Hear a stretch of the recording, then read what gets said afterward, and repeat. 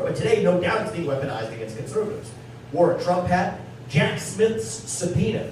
You guys know who Jack Smith is? Yeah, his subpoena for these Trump lawsuits, I'll put them in air quotes because these are really made-up persecutions, actually asks for anybody who has, you guys may not know this, who has either liked or retweeted a Trump post in the year 2020. That's part of the subpoena that the special prosecutor's collecting. Now combine that with the Republican Trojan horse, Nikki Haley, who says that you actually need to have your driver's license tied to your social media account. You get to a totalitarian state. Central bank digital currency, brought to you by advocates in both parties. For those of you who know what that is, that's where this road ends. It ends in totalitarianism, but it's in both parties. If you think there's a Democrat versus Republican issue, you're missing the plot. So anyway, that's why as U.S. President, it's important to restore one standard of the rule of law. You have to be willing to gut those bureaucracies. I gave you a very practical plan for how we do that for the FBI. Clean house, every U.S. attorney, every assistant U.S. attorney in the DOJ is turning over on my watch. Day one pardons, not day 365 or day 1500 pardons, which is what it was president. Day one pardons. And then we send a signal to say that any lawbreaker within the government is still held to the same standard of the rule of law as if you broke those same laws on the outside. That's how we restore the rule of law in this country. And by the way, is it an accident that we see break of violent crime in this country, breakouts of violent crime, a border crisis? You might think these issues are unrelated. The corruption of the FBI, going after Trump or political January 6th peaceful protesters. But then you got the border crisis over there, you got crime in the cities across this country. Those are different issues, right? No, not really. They're symptoms of the same abandonment of the rule of law in this country. This actually relates to my border policies. I can't be a father of two sons in the White House and tell them they have to follow the rules when I'm leading a government that isn't following its own rules. Anybody who's in this country illegally will be returned to their country of origin. We'll use 287G in the law, which says that the ICE agents can deputize local law enforcement to serve their warrants. That's how we do it. Use our military to secure our own southern border. These things go together. Allow police officers to do their job, to fight violent crime in this country without fear of looking over their shoulders for being sued at the local level. That's something we're missing. So all of these things go together. It comes back to who we are as Americans. We believe in the rule of law. We're a nation of laws, not of men. That's what we've lost, but it starts at the top. And when the federal government, the FBI, the DOJ, the top law enforcement agencies at the federal level are themselves abandoning the rule of law, why does anybody else feel like they need to follow the law as well? So that gives you a sense for why this is so important. Thank you, I appreciate the question. Right there, sir. Yes, you are basically the American child of immigrants who is now running for president. You're also a young man. What specifically has changed from when you achieved the American dream that prevents everybody else from achieving the American dream? Yeah. Okay, I mean, I don't see that much change in society from 10, 15 years ago to what we see today. And by the way, former of Arlington resident. Oh, you are? Yeah. Oh, okay, great. Another Ohioan. You're a former Ohioan. You live here now? Yeah. You live here now too, man? A lot of... I've always lived in Iowa, just an Ohio State fan. Oh, just an Ohio State fan. Good, good, good. So I'll tell you this. What's changed in the last 30 years that makes that American dream? 10 or 15, I mean, 10 or 15. 10 or 15 years. Yeah, I mean, I'll tell you, it's 10 or 15 years. I'll tell you, the long version or the short version. I want your answer. I'll give you something now that happened in this country. The 2008 financial crisis. This actually changed a lot in this country. I got my first job in the fall of 2007 on the eve of that 08 financial crisis at a financial firm in New York City. Interesting time to get a first job. I learned a lot from it. So what happened, I'll give you the longer story because it's important. You asked about it, I rarely go into this in the campaign trail. What happened is a Republican administration used our money to bail out the big banks for taking risks that they should have been taking. Those banks should have been allowed to fail. George Bush and Hank Paulson, former CEO of Goldman Sachs, who was his Treasury Secretary, didn't want to let that happen. I was there to see it. I got my first job at a hedge fund in New York. I didn't have a lot of money, but I was working for a lot of people who did. I was 22 years old. It was interesting to watch. They all loved the bailouts. Right? The entire Wall Street, crowd thought this was the only way we would save humanity. Well, what happened was the left then said, hey, wait, That's not fair. You guys talked about capitalism, but now you're using everybody's money to bail out a bunch of corporate fat cats who made a lot of money when times were good, but not when times went bad. That's not capitalism. And so that's how you're going to do it. Occupy Wall Street. And I wasn't not an Occupy Wall Street person, but I believe in understanding the best arguments for all sides. Occupy Wall Street said, if that's how you're going to play the game, then let's redistribute that money from the wealthy corporate fat cats to poor people to help poor people. Let's do that. We'll occupy Wall Street. So then if you're Wall Street, that's a threat to your power structure. You don't like Occupy Wall Street very much. But right around that time, it was about 10, 15 years ago, there was this new strand of the left that said, wait, hold on, the real problem isn't poverty. It's not economic injustice, which we used to talk about on the left. It's not that anymore. It's racial injustice and misogyny and bigotry and climate change. Now, if you're Wall Street, that new woke stuff is actually pretty good. They said, give me more of that. So what they said is basically, we'll say what you want us to say. Applaud diversity and inclusion. Put some token minorities on your boards. This was the beginning and the end of meritocracy in this country. Muse about the racially disparate impact of climate change after you fly in a private jet to Davos, the beginning of regulations that impeded the growth in our economy. They said, we'll support all those things. We'll do what you need, but we don't do it for free. We expect the old left to go away and leave us alone. And that trade worked. It worked masterfully. It was an arranged marriage, actually, between two strange bedfellows you wouldn't expect. It wasn't an arranged marriage of love. It was more like mutual prostitution, actually. And the net result of that act was the birth of this new woke industrial complex that was a hybrid of state power and corporate power that together could accomplish what neither one could on its own. So that was the Wall Street version. But then you open your eyes and you see it everywhere. You see it in Silicon Valley. The old version of break up big tech used to come from the left, actually. But they said, okay, no, that's all right. Don't break us up. We will use our monopoly power to censor hate speech and misinformation, as you, the left, define it. But again, we don't do it for free. We expect the old left to look the other way when it comes to leaving our monopoly power intact, and it worked. Then you get to the rest of the economy. You get to Coca-Cola. The left used to hit them for spreading diabetes and obesity in black communities. Well, we'll just talk about voting laws in Georgia, train our employees on how to be less white. Their words, not mine. But as long as you leave us alone, we're going to say the magic words as you want them. So that spreads across the economy. And I think that created two forces in American life in the last 10 years that are different than the America I grew up in. One is the death of meritocracy. The best person no longer gets the job. It's based on other attributes, race, gender, or whatever the other popular attributes are. That shrinks the success of our culture. We're penalizing excellence. Our inner animal spirit's domesticated by this new culture that penalizes excellence and celebrates victimhood. The death of speech. Expressing yourself freely. The best ideas win when no ideas are censored. That too is part of American exceptionalism. We have that inner animal, again, that's tamed. And so that's what happened over the last 10 years. The death of free speech, the death of merit. And in the rise... How has free speech been quieted? I mean, you're speaking what you want to say. Well, I'll tell you, that's a great cause. How has free speech been I think free speech has been under brutal assault, under existential assault in the last 15 years. If you had said that the COVID pandemic began in a lab in China, which we now know to be true, your social media accounts would have been locked and censored. If you had said that the Hunter Biden laptop story was real on the eve of the last election, you were cast aside as a pariah. You couldn't even send that private message amongst people on platforms that are direct messages like email. I was the CEO of a multi-billion-dollar biotech company that I founded as CEO. After George Floyd died, there was a demand that every CEO in this country make a statement on behalf of BLM. I refused to do it. A, I can't say something I don't believe in, and B, I don't think that's the job of a company.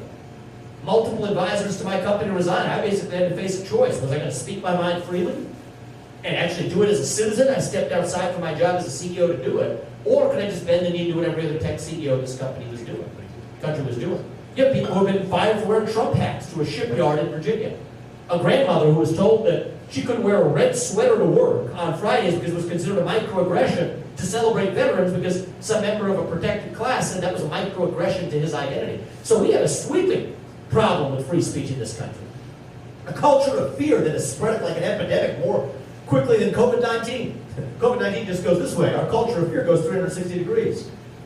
That's what's happened in this country. And that culture of fear has replaced our culture of free speech. You've been taught to shut up, sit down, do as you're told. That's what our culture has become. It tamed us to become a culture of sheep, a nation of sheep. And a nation of sheep is what breeds a government of wolves. That's what we've lost. That's what's different in the America I grew up in. I went to places like Harvard and Yale. Make no mistake, as somebody who leaned right, I was in the intellectual minority, but I got a better education because of it back then. Because at least you were taught to debate openly. Today, the kids who go to Harvard, forget about it. They have a John Adams society. It's an underground society where people have to just show up because that's the only place they could even dare to speak their minds for fear of ever being able to get a job when they graduate. That doesn't look like the America that I know.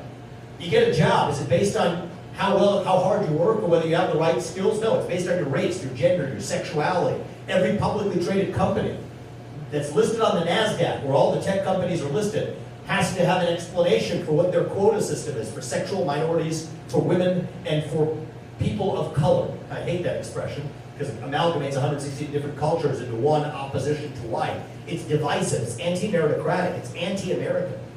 So yes, that's not the America that I know. The America that I know is the one that actually reflects Martin Luther King's vision. That you get ahead in this country, not in the color of your skin, but in the content of your character and your contributions. That you get ahead in this country with your own hard work, your own commitment, your own dedication, and that you're free to speak your mind at every step of the way. Not a country that forces you to choose between putting food on the dinner table and speaking your mind freely, between the American dream and the First Amendment, but to say that this is the country on God's green earth that allows you to enjoy both of those things at the same time. That's what it means to be an American. That's what I believe that we have lost. And if you see something different than me, I'm not your God, because everything I'm telling you, this goes to the heart of why I'm running for president, why I've made the sacrifices to step aside from my job, put my family through the sacrifices we have, step aside from a good life to revive that country that gave us the American dream, that we were allowed to live. That's what puts me on this journey. But if you see what I see in this country, then there is nobody in this race who will better achieve and revive that American dream we know and love than me, because I'm guided by my gratitude to this country that allowed me to live that American dream, to pass that on to my kids. So if you believe the American dream is alive and well, I'm not your guy. I see an American dream that is alive and hanging on for life support. If you believe it's morning in America, that's not what I see. But I believe it can be. And I think that's what I'm in this race to do, is revive that American dream that's hanging on for life support. Let's breathe that life back into it. But I don't think that that America is the America that I knew and grew up in. And so I'm glad you asked the question. This gives me a chance to share what I see and why I'm actually in this race. Right there, sir. Thank you. Family, you speak a lot on the nuclear family. Yes. It seems like in America we've been incentivized to get away from that. How do you promote that to the American people? How do you make that something Yes. to be aimed towards? So the nuclear family. Well, this actually relates to one of the many reasons I couldn't, as a CEO in good conscience, make a statement or a donation on behalf of BLM, which was the thing I was supposed to do as the CEO of a prominent biotech company. BLM called for the dismantling of the nuclear family structure in 2020 on the front page of its website. Now people ask me, did you grow up in privilege? And this country has allowed us today to live a life that my parents never imagined possible when they came to this country. When my dad was facing down layoffs at the GE plant in Evendale, Ohio, when I'm in middle school, we would have never imagined living the life we do today. But we did have the ultimate privilege of two parents in the house with a focus on education and instilling in us a belief in God. And so why on earth would I want to advocate? I don't care if your name's Black Lives Matter or not. That's not good for black kids, white kids, Indian kids, or any other ones. And so the nuclear family, I do think, is the foundation, and the facts speak for this. Kids born in a two-parent household versus a fatherless household, that's most single-parent households. The ones in single-parent households are 8 times more likely to end up in jail, 10 times more likely not to graduate from high school, 10 times more likely or more to end up in poverty. So the facts are clear. Every society through human history teaches us this too. Does that mean that if you're born in a single parent household that that's your only chance? No, of course not. We want a country that gives every kid opportunity, but we want every kid to have the best chance they can. How are we going to fix it? Right now we are paying single mothers more money not to have a man in the house than to have a man in the house. Teaching them to be married to Uncle Sam instead of that other guy who was in their house before. That's what we're incentivizing, actually. In fact, we have a bad problem in this country of paying people to do the exact opposite of what's best for them. We're doing it all over the place. Part of the answer to your question, too. Paying people more money to stay at home instead of go to work. Paying people more money not to have a man in the house than to have a man in the house. Paying people more money not to repay their student loans than to repay their student loans. Aid programs, so-called aid programs that are handing out crack pipes and needles to drug addicts in the city of Philadelphia rather than actually getting them off drugs. So on my watch, not only is this to address our national debt, this is to fix our country. We will stop using our own taxpayer money to pay people more money to do the opposite of what's actually best for them. That's a big part of how we revive this country as well. And that's also driving this mental health epidemic. I mean, think about the work example. In the name of helping people, first of all, take a business like this one. Any of you, we've all run this business. One of the hardest things in this, for most small businesses, is hiring people to fill open staff positions. Well, part of the reason is we're paying people more money to stay at home, so that's going to actually grow this economy if you unlock the supply of that labor. But it's not even good for the people we're supposedly helping. What's driving the wave of depression and anxiety in this country? Spreading like an epidemic. Sit in your parents' basement, a bunch of people my age, a majority of people my age and younger, for the first time are dependent on their parents to still provide them part of their aid. Do you think that's good for their mental health? It's not. Sit in your parents' basement, playing video games, smoking pot, doing whatever it is you're doing. Depression, anxiety, fentanyl, suicide. It's not an accident that we see the rise of those same poisons. At the same time, we see the rise of wokeism, transgenderism, climatism, COVIDism. These are symptoms of a deeper void of purpose and meaning in our hearts. When the things that used to fill that void, faith, patriotism, hard work, family, when these things have disappeared, that's when the poison fills the void. And the way we're going to win this isn't by just playing whack-a-mole. That's what the Republican Party's trying to do. Always a half step behind that while we're going to play. That's not how we're going to win. We're going to win by diluting that poison to irrelevance by saying, this is what we stand for. I'm an America First conservative, all in. But to put America first, we have to rediscover what America is. What is this nation founded on? Do we believe those shared ideals exist that I talked about in the very beginning? I believe they do. We need to revive them. And one of those values is the foundation of the family as the unit around which a well-functioning country is organized. And so we will stop paying people to do the opposite of what's best for them. That's how I'm going to get that started as your president. And the great society that Lyndon Johnson started is the biggest misnomer of policy in American history. Yet you had more black family formation by multiples in the 1950s than you do today. You want to know why? You get what you pay for. But it's not too late to stop it. You know what? I went to the south side of Chicago, room like this one. They tell me, don't go there. You're wasting your time in a Republican primary. Why would you do that? I'm in this to lead the entire nation. America First includes all Americans. That's how we're going to win this general election in a landslide. You make me your nominee. I'll win the general election in a landslide for the same reason I think we're going to win the Iowa caucus. We're bringing a lot of non-traditional people into our movement.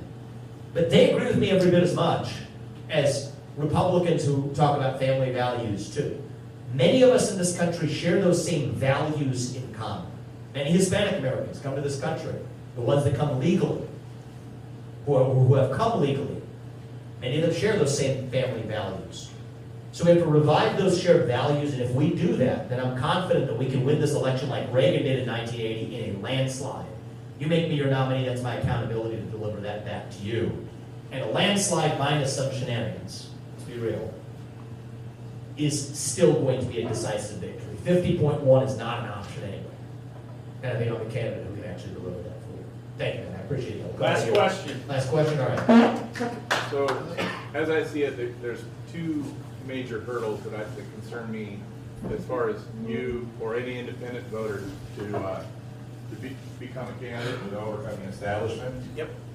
And that is, one, to ensure that we have free and fair elections. The elections are the true results of people, you only vote once, and things like that. And number two, how can you as a candidate or as president fix the spread of information, freedom of the press? So, because I feel like your message doesn't get out there because it's corrupt. Absolutely. I mean, that's what we're up against. The best antidote to that is the Iowa caucus, to be honest with you. I think that we shocked the world on January 15th. I think by the end of this race, I'm going to have done upwards of 330 events in Iowa. I think it's literally more than all of the other candidates combined. I saw your schedule today. Yeah, I mean, you should have seen it yesterday and tomorrow too, but thank you, I appreciate that. That's our way around this, right? I mean, our family's made an immense investment, but even still, we can't compete with the super PAC puppet masters and what they're trying to flood the airwaves with. We're doing this differently, bottom up. So that's how we take care of, you can't, my view of this is, if you run into a wall, you run through the wall, you go under it, you go over it, or you go around it. But you don't say no. On behalf of this country, we can't say no. Now, how are we going to secure free and fair elections? I'm not a magician. I'm a private citizen like you all. I'm a businessman. I don't have the power to change that until we win. I have the power to deliver a landslide minus some shenanigans, which is still going to be a decisive victory.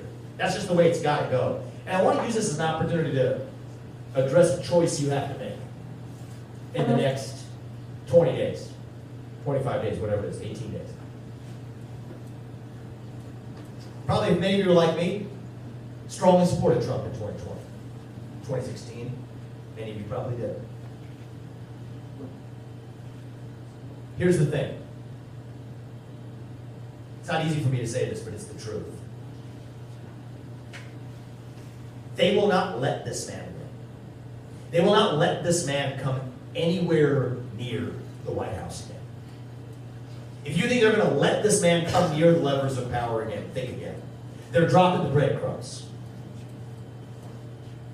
If you look back 18 months from now, would you look back at the facts of right now, first lawsuit, then the prosecution, then the federal prosecution, then Colorado, keeping him off the ballot. I'm doing my part. I said if they take him off the ballot in Colorado, I'll take my name off the ballot, and every other Republican should too. This is how we protect ourselves. And what disappointed the heck out of me is every other Republican. Because if every Republican gets off the ballot in Colorado, then Colorado's nullified. That's how we protect ourselves against election interference. I'm sorry, but are you ready for this barrage too? I'm not going into this blind. I know. I'm not going into this blind. We're going into this, we're in the middle of I'll close on this. We're in the middle of a war in this country. The next president is a wartime president. I'm not talking about some pointless foreign war in Ukraine or whatever, spending $200 billion of our money so some kleptocrat can buy a bigger house. I'm not talking about that. I'm talking about a war right here between those of us who love the United States of America and a fringe minority that's wielding power today that hates this country and what we stand for. And they will not let this man, they've wounded him in every way.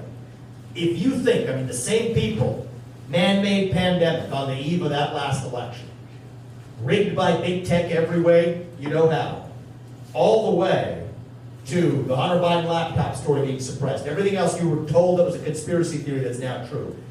If you think they're going to let this man anywhere near the White House, wake up, people. We love Donald Trump for getting this fight started, but now it's our job, it is our duty to finish it. I'm the only candidate that's going to be able to do that. If you're in a war, you need to pick a commander-in-chief in that war. Pick the person who is not yet wounded in that war. I think this is going to take somebody with fresh legs from the next generation to take our America First movement further than Trump did in his first term. There's a reason why I'm in this race. It'd be a lot easier for me to step aside and let Trump do the job. They're not going to let him get anywhere near. The America First movement does not belong to one man. Doesn't belong to Donald Trump. Doesn't belong to me. It belongs to you. The people of this country. And so I'm asking you to do even for many of you who would have thought of supporting Trump on January 15th, I'm asking you to do a counterintuitive thing. Because the game they're pulling on you is counterintuitive. They're selling you the rope today that they will use to hang us tomorrow. Do not fall for their trap. You have right here an America First candidate who will take that movement further with fresh legs. And this time, at least, they're not going to stop me. And I understand the law and the Constitution. I'm going to use that on our side, even in a way that they do to Trump. They told him you can't fire those civil servants because of civil service protections. Read the law. You absolutely can if you're bringing mass firings. Mass firings are what I'm bringing day one to that D.C. bureaucracy. It takes a combination of somebody who knows the law, but also somebody who can break things. And those two things don't go together, usually. My faith is what teaches me. It's what brings me to this race. Teaches me that God puts each of us here for a purpose. Each of us has our own unique God-given gifts. Every one of us does. And it's our duty to use those God-given gifts to do the right thing in the short time that we're given. That's the heart of my faith. And by the way, and you probably know this, I'm Hindu. It's a little different than the traditional faith background, but we share the same value set in common.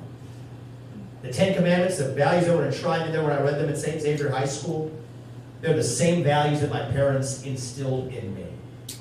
And my job as your next president is to swear an oath to that Constitution and to keep it. To protect free speech, to protect that First Amendment, which also protects religious liberty, something we haven't done in this country. But anyway, it's my faith that leads me to this journey and says, this is my purpose, because they will not let this man near the White House again.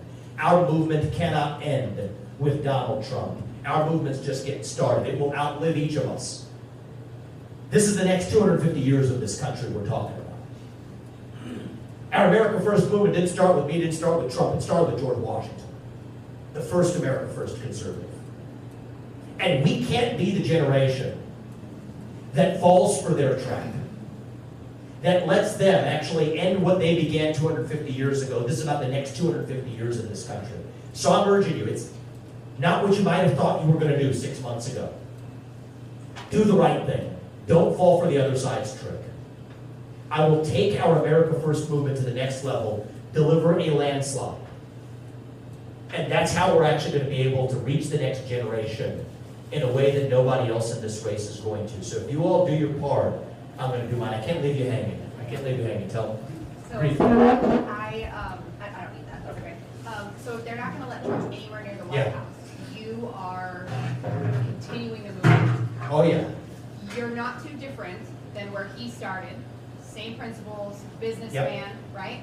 What's different? What is different? So I'm not saying this to boast. I'm just saying this. It's honest. It's my faith and sense of purpose that leads me to this.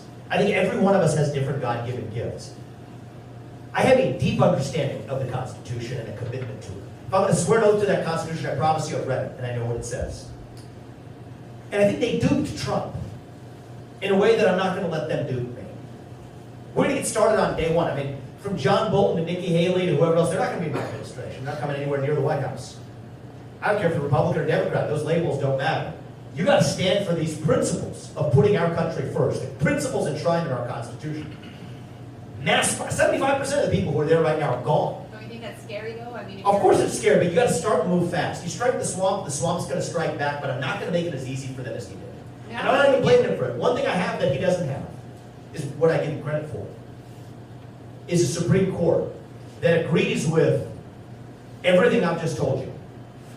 And so that's how you drive change on the scale of history. He laid down the plank. He gave us that Supreme Court. I'm going to use it with my understanding of the law and Constitution. 6-3, we win on everything I've told you. Then the person who comes after me doesn't have his hands tied in the same way. That's how we drive change on the time scale of history. It's not about me. It's not about Trump. It's about this country. It's about the next 250 years. Do we want the American experiment? I think if we don't get it right this election, I don't think we have a country left. Amen.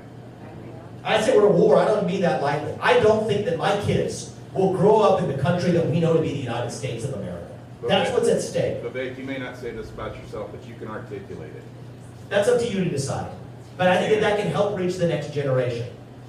The next generation, that's what the whole ball game is about. We're bringing young people at a scale this movement has never seen.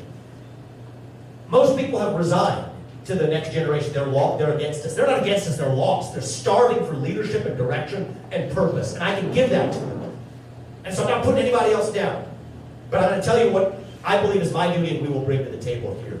And so I come back to say on January 15th, every one of your voices that day at the Iowa caucus, it's like the equivalent of 1 million people for the impact it has on choosing the president. I know 6 months ago you might not have thought that this was the way you're going to go, but I'm asking you to do the right thing. And I'm asking you to do a little more than that. There's 10 people, each of you know, who isn't in this room. Tell them what we talked about here. Bring them too. And if you all do your part, I promise you, my family and I, my wife Apoorva and I, who's making immense sacrifices to be part of this journey too. She saved lives during the day, but she understands how important this is. This is about saving the life of our country. I promise you we will do ours. To make sure we don't have to be this nation in decline. We don't have to be at the end of the ancient Roman Empire. I think as a nation right now, we're really just a little young, actually. That's the way I'd like to see it, at least. Going through our own version of our adolescence. Figuring out who we're going to be when we grow up. And when you view it that way, it makes sense again, actually. When you go through your adolescence, you go through that identity crisis, you lose your way. But we can be stronger for it on the other side. So no, I don't think we have to be that nation in decline. I think this is my last chance to tell you this. I think we still can be a nation in our ascent. Maybe even the early stages of our ascent, actually. Maybe there's another 250 years still left. So if you all do your part on January 15th, I promise you, Apoorva and I will do ours to make sure, not in some fake politician way, but in a true way, make sure that our country's best days are actually still ahead of us. Thank you for coming. God bless you.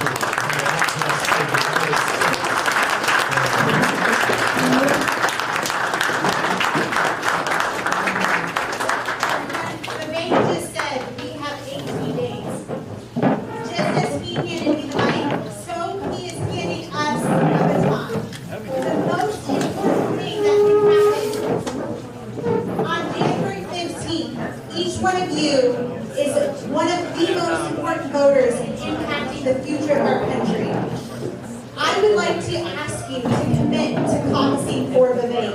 If that is something you would be willing to do, I would like you to raise your hand right now and get a caucus card. It looks just like this. We have Hunter. Hunter, will you raise your hand? We have Todd and we have Simone on our team. They're going to come around with caucus cards. Please fill one of these out so that we can add you as a supporter on January 15th.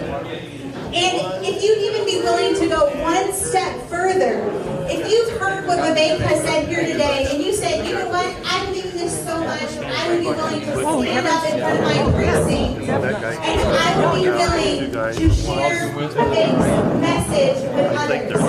The way the Iowa caucus works, in every single precinct, we need a representative. We need a speaker for Vivek's message. If you would be willing to be a precinct captain and speak on behalf of Vivek, when you get this card, please check, become a precinct captain. We need 33 precinct captains here in Council Bluffs. We need you. Vivek needs you. Please grab a card. If you are willing to speak Vivek's message and share his message with others, check, become a precinct believers that are willing to stand up and share Vivek's message with their local precinct and say, yes, this is the man who can save our country. So please fill out a caucus card. We are honored to have your support. Vivek needs your support on January 15th. And above and beyond, if you are willing to take what you have heard here today and deliver that message to others at your local precinct on January 15th, we are honored and proud to have you on our team. Thank you.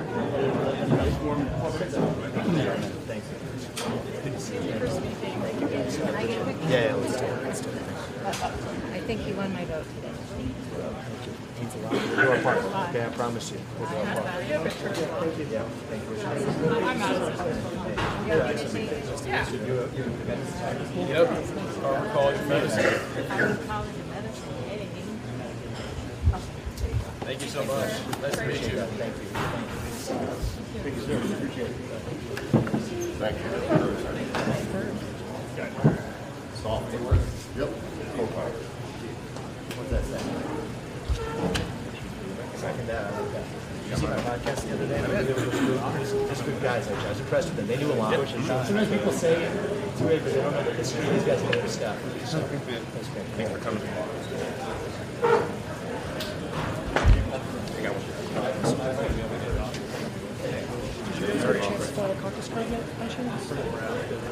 Oh, Nebraska. Thank you very much. Good luck to you. Hard to saw you. Thank you. Good to see you. Yeah. Hey, best of luck, man. Good luck. You know the caucus before? Let's spread the word here. Outside of donating. Thank you. Good luck, man. Have fun. That would make a difference for us. Thank you. Thanks for coming out. It's good to see you, man. Thank you. Thank you. Thank you, brother. It's good to see you. Good seeing you.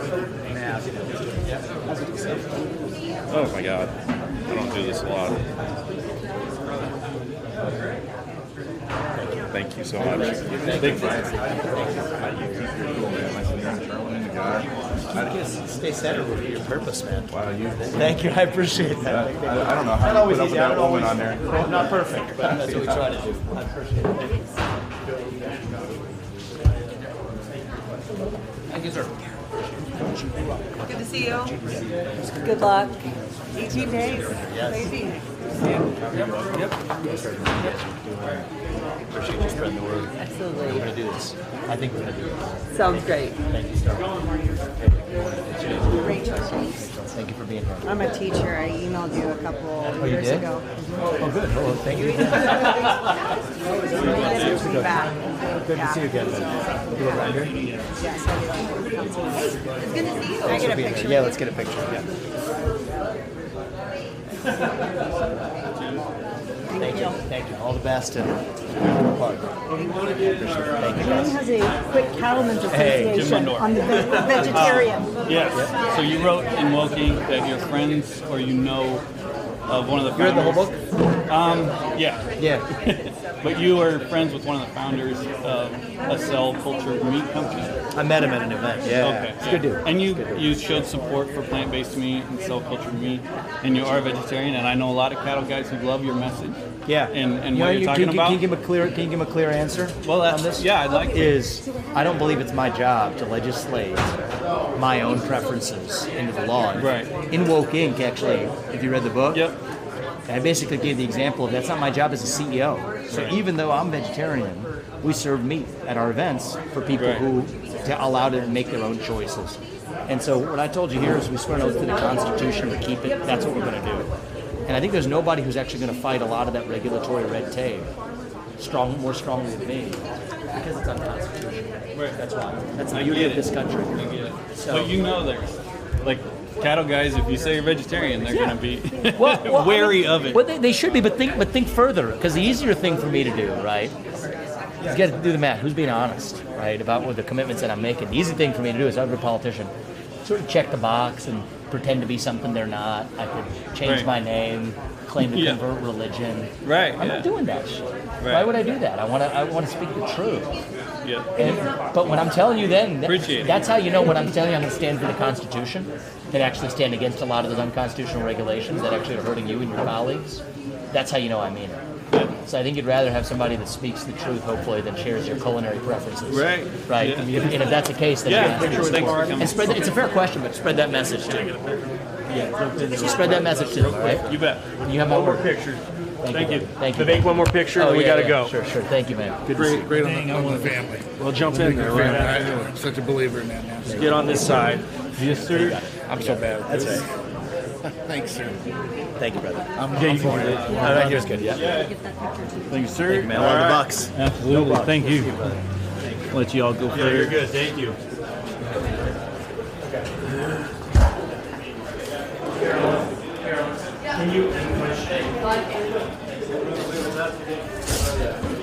Hope you guys had fun.